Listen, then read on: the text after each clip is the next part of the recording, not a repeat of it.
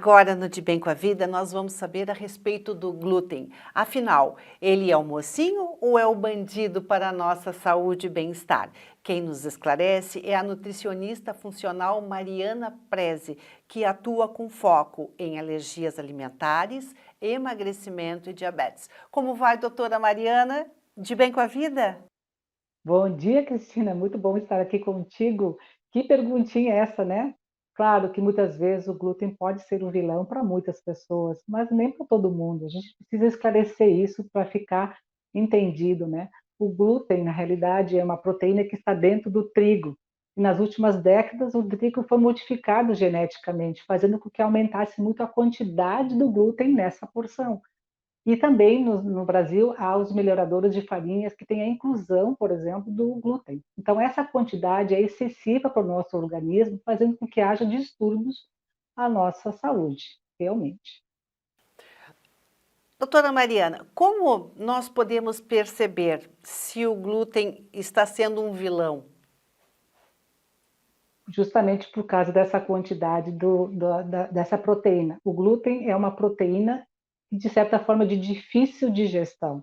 Então, basicamente, pela quantidade excessiva na nossa alimentação. A gente passa comendo no café da manhã o pão, depois uma massa, o bolo, um biscoito, sei lá, à noite, às vezes, um sanduíche, uma cervejinha. Toda essa quantidade de glúten ao dia, o nosso corpo não consegue processar.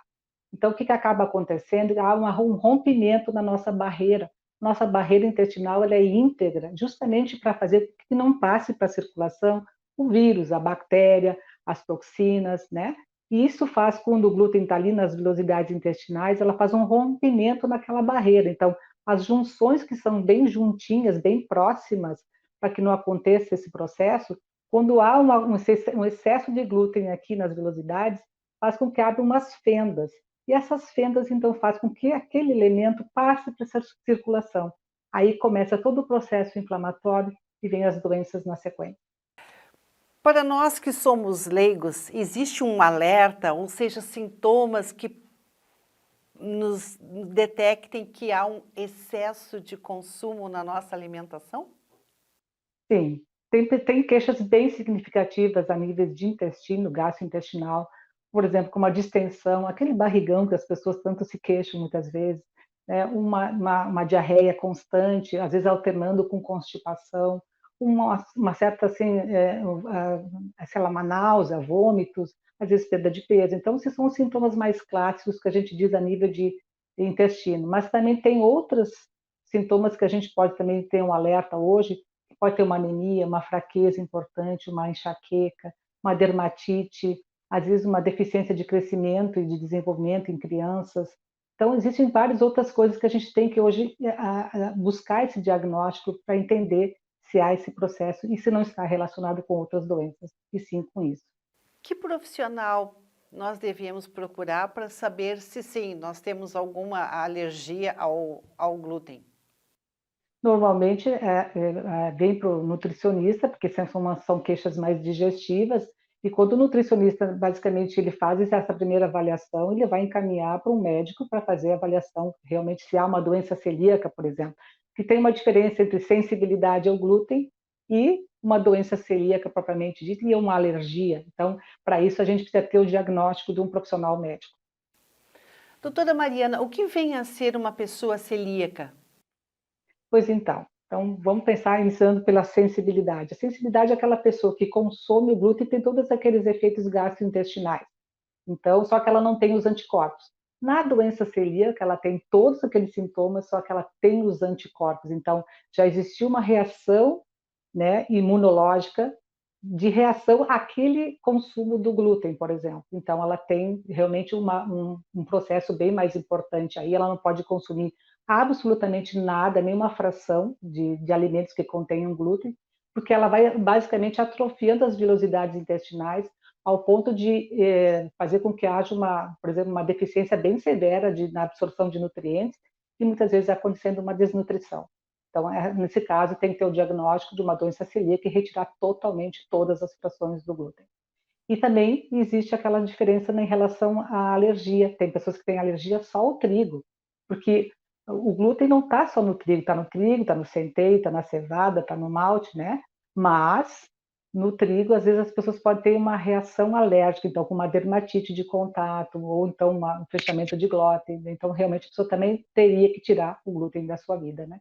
Existe hoje uma variedade de alimentos que são produzidos sem glúten.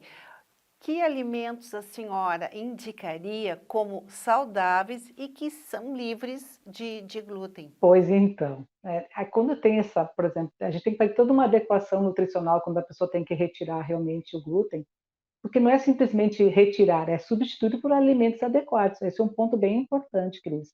Porque às vezes as pessoas estão consumindo um alimento de carga glicêmica alta, por exemplo, comendo pão branco de trigo refinado, e passa a consumir um pão sem glúten de farinha de arroz branca, também com carga glicêmica alta. E muitas vezes tem associação, por exemplo, com resistência insulínica, com diabetes, porque a carga glicêmica do trigo é alta, sim, só que muitas vezes, quando a pessoa passa a consumir um alimento refinado, sem glúten, ela tem também a carga glicêmica alta. Então, a gente precisa adequar com o maior teor de fibras, alimentos que contêm mais sementes, como semente de girassol, gergelim, linhaça, chia, a farinha da banana verde, por exemplo, são elementos que a gente pode agregar na composição das farinhas, fazendo com que melhore esse índice glicêmico dos alimentos. Então, tem que ter, realmente ler o rótulo, saber adequar esses alimentos no seu dia a dia, para poder realmente comprar um alimento de qualidade. Isso, normalmente, nós, nutricionistas, fizemos em consultório e conseguimos ajustar na alimentação do paciente. Perfeito, muito importante essa sua colocação, tão importante quanto ir ao supermercado com tempo, né, doutora Mariana? Às vezes a gente vai no supermercado correndo, acelerado, vai pegando e não, tem que ler, tem que saber o que está comprando. Muitas dúvidas, por exemplo, nos chegaram no seguinte aspecto: a farinha integral, ela contém glúten? Boa pergunta, porque a farinha integral, o que que é? É trigo integral. E aí, uma observação bem importante, que o trigo integral, né, tem um índice glicêmico tão alto quanto uma outra farinha. Então, por exemplo, a gente pensa no índice glicêmico do trigo integral é maior do que o açúcar. Sim, maior que o açúcar. Por isso que muitas vezes o diabético está lá consumindo, por exemplo, pão integral de manhã no café da manhã com uma geleia diet. Ferrou, carga glicêmica alta. Entende? Então, assim, não é porque é trigo integral, o glúten está intacto. Tem mais fibras, mas está cheio de glúten aí. Então, na verdade, é o alimento que não está adequado. E, às vezes, a composição do que ele está colocando, né, justamente nesse exemplo que eu dei como geleia, também não foi adequado, né? Então, teria que ter mais proteínas, mais gorduras boas para fazer uma adequação. Então, a gente tem que ter cuidado também em relação a isso. Perfeito, sempre muito bom lhe ouvir. Nós vamos com certeza adotar as suas orientações nas nossas refeições. Um grande abraço, doutora Mariana Preze, nutricionista funcional. Que a senhora fique cada vez mais de bem com a vida. Prazer estar aqui contigo, de bem com a vida. Beijo grande. Um abraço.